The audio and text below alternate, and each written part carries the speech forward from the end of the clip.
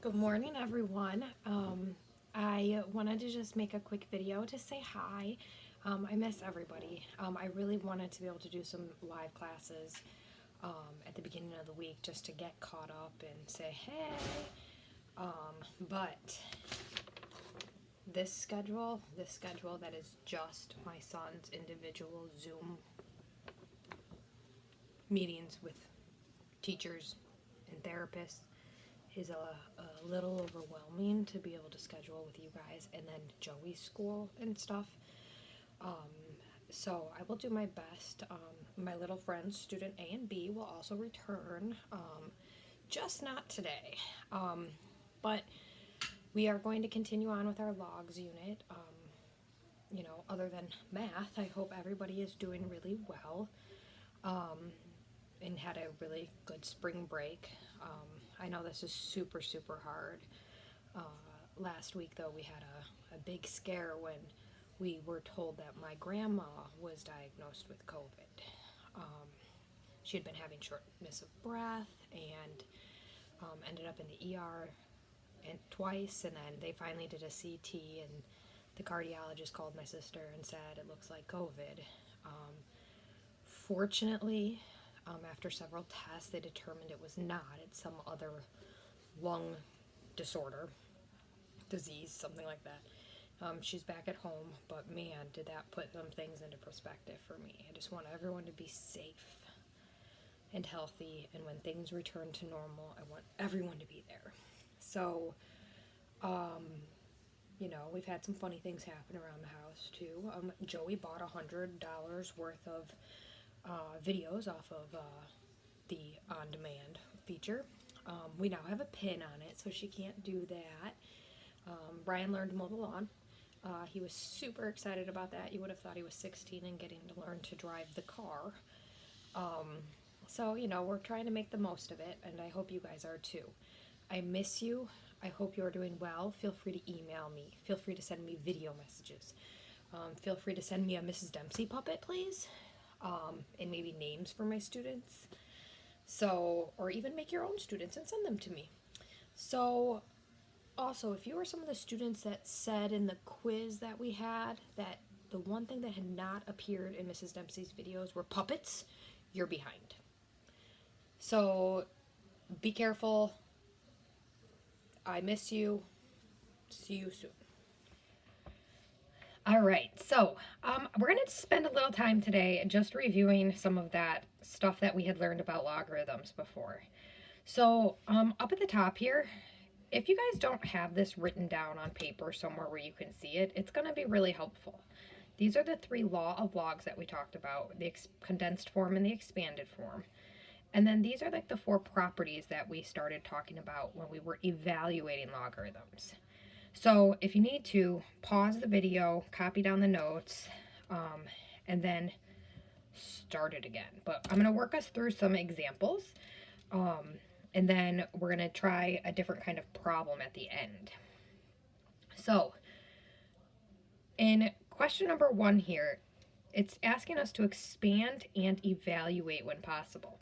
So when I take a look at this, I can see that I have a few different things going on. I have an exponent and I have division. So when I go to expand this, the first thing that I'm going to do is I'm going to break up that division.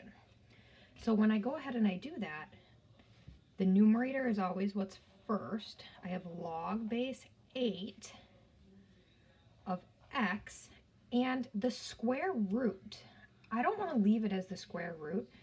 I want to rewrite it as an exponent. So the square root is 1/2 as an exponent. Now, the log of a fraction becomes subtraction.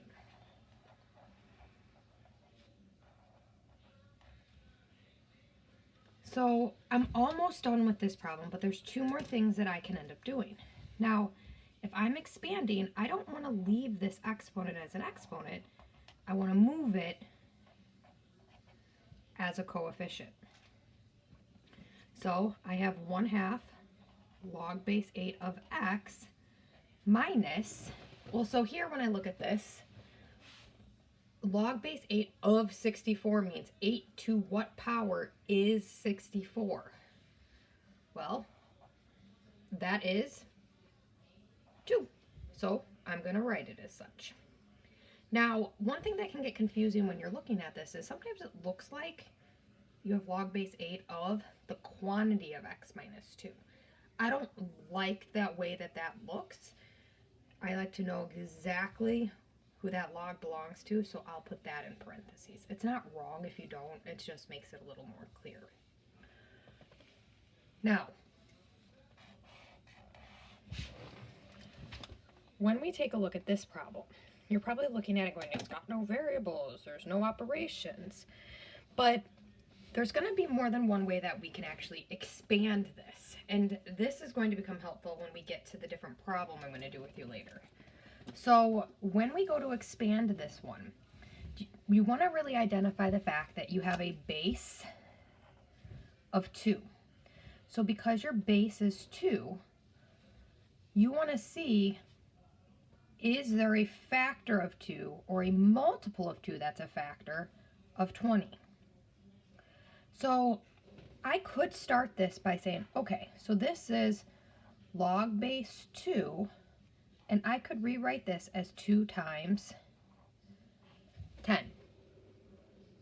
Well, if I go with expanding that, I have log base 2 of 2, it's multiplication, so I'm going to have addition, plus log base 2 of 10.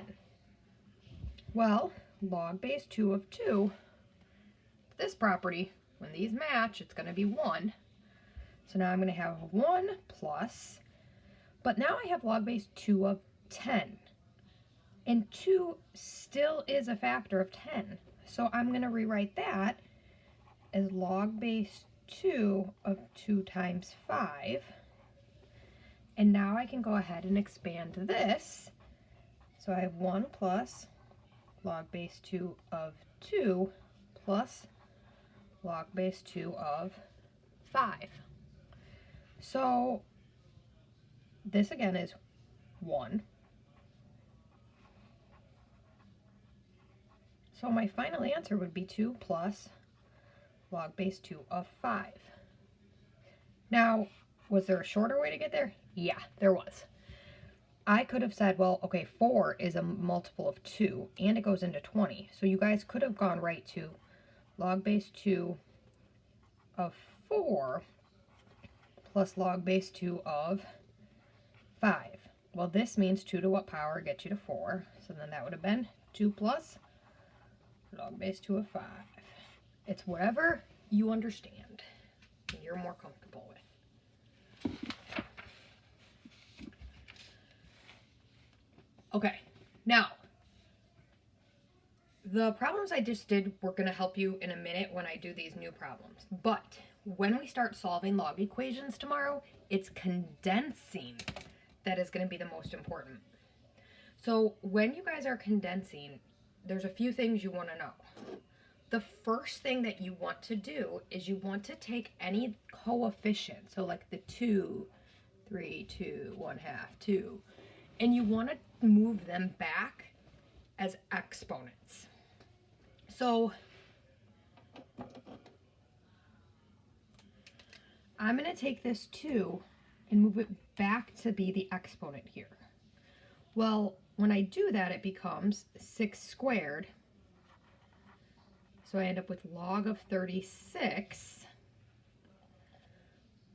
And then now I'm going to condense what's in the parentheses, and I probably should have done that first. But in the parentheses, it's addition, and addition turns into multiplication. So that's going to become minus log of 12. Now, I have subtraction of logs, and subtraction of logs turns into the log of a fraction.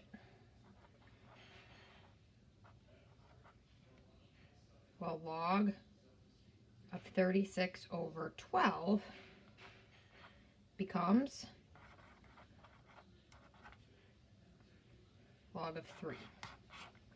And that's your final answer. Now,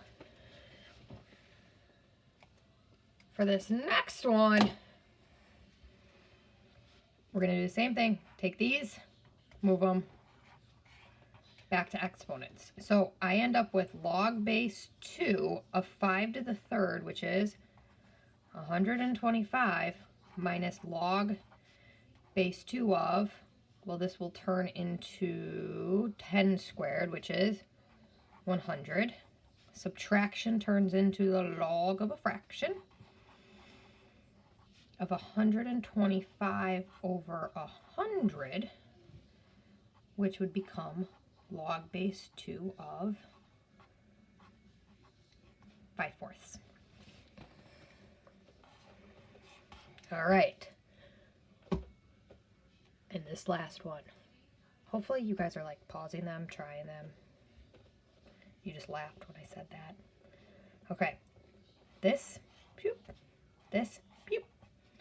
Okay, 1/2. When 1/2 is the exponent, that means that you're actually square rooting it. So this would become log base 5, the square root of x, plus log base 5 of y. But now it's addition. So when it's addition, it turns into, the condensed form has multiplication. So this would become log base 5 of the square root of x times y, log base 5 of y root x. I don't like to leave a square root first because you guys all like bring that and it becomes a grading nightmare. All right, now I'm going to pause it and then get one more problem for you guys to take a look at. Okay, the other problems that I've just done, those were ones that you guys had exposure to before we went on spring, oh look at my shadow puppets, spring break. This one though, it applies the law of logs, but it does so in a different kind of way. And these are kind of some of the ways that you'll see questions get assessed, because you can't just plug them into your calculator. You actually have to know these. So you're given all of this information. Now there's going to be a few others that you can assume. And those are always going to be that log base, whatever the base is here, of that same number, you guys know equals 1. And so sometimes this shows up in problems, but it's not listed. So I would suggest writing it down. And then the other one, just, this one shows up less, but log base 5 of 1 equals 0. So these are not written, but assumed. So write them down or else you'll forget you can use them. Now, the next thing you guys are going to want to do is you want to take a look over here and you want to expand it. You cannot substitute anything in until it is fully expanded. So the first thing I'm going to do here is I have the log of a fraction, and that becomes subtraction. So log base 5 of 9 minus log base 5 of 121. Well, hey, good news. Look at that. But I'm going to keep working on this one first. 121 I don't have, but I do have 11. So I'm going to rewrite this as log base 5 of 11 squared.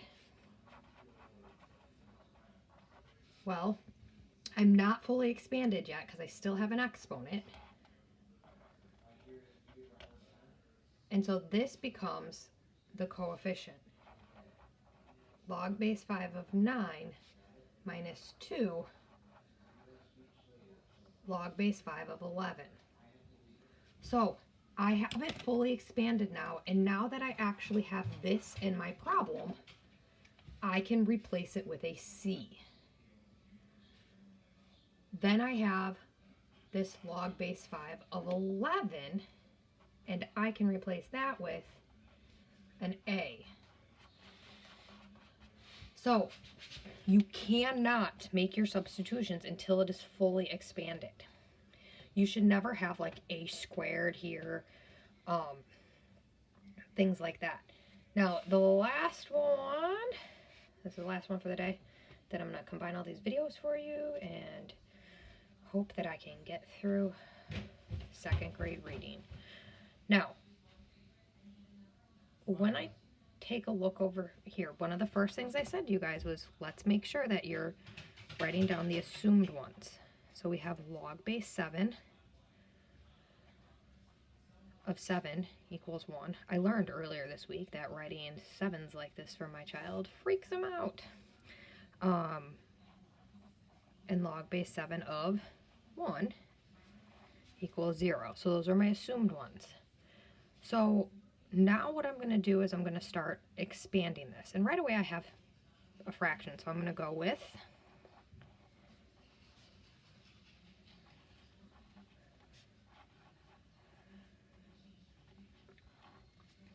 okay. Now I'm looking at these numbers to figure out how I can get to 49 and 40. But it should always be powers, multiplication, sometimes division, but rarely. Well, log base 7 of 7. Well, I could rewrite this as log base 7 of 7 squared. And then that comes to the front, so I have 2 log base 7 of 7 minus, well, I have 40 and I have an 8 and a 5. Now, I'm subtracting this product. So, I need to keep it in parentheses, and that's going to make a big difference when it comes to your signs.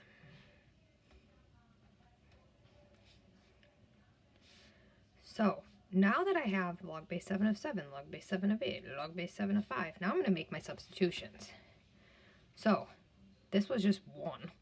So now I have 2 minus the quantity of, well, log base 7 of 8 is D, plus log base 7 of 5, which is X, 2 minus D minus X. I would take either one of those as completely correct.